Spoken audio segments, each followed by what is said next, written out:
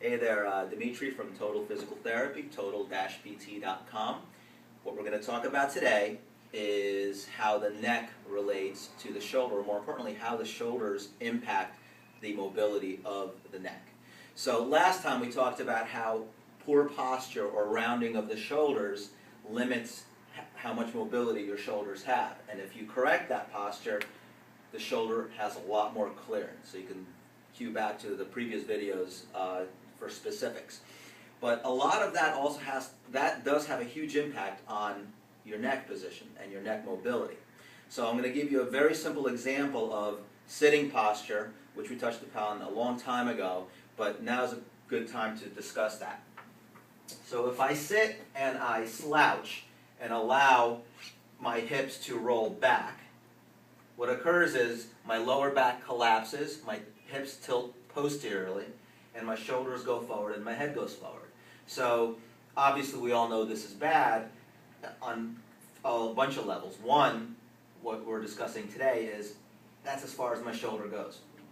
If I now correct that position and allow my hips to roll forward, I get into this position and my chest goes up on its own. My shoulders roll back around the thoracic cavity on their own without any work. And now, as I move up, I have all of this mobility. So this impacts the neck tremendously. So let's take the arms out of the equation and look at the cervical spine mobility. If, and everybody could try this, if you slouch and you try to extend your neck back, that's as far as I can go naturally myself. Why? Because my middle back is rounded and I'm in a completely slouched position. So my shoulders are actually blocking my head from moving.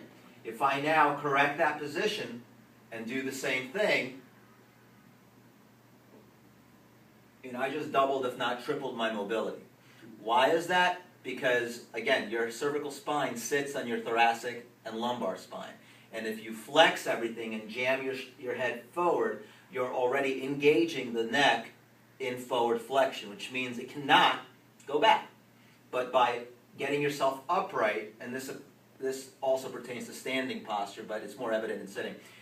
If you get the neck back and get it into a proper alignment instead of having it be forward or in front of you, all of a sudden, just like your shoulder being limited here and having more mobility here, you are now upright, and instead of being jammed up and going as far as this, now all of a sudden there's clearance and you could go back. So this has a huge impact on folks who do a lot of overhead activities, and obviously for folks who are doing a lot of sitting. But the positioning really impacts a ton from here up. So try that on your own, see the difference, and next time we'll talk about something else that relates to that situation. All right? Have a good weekend. We'll see you next time.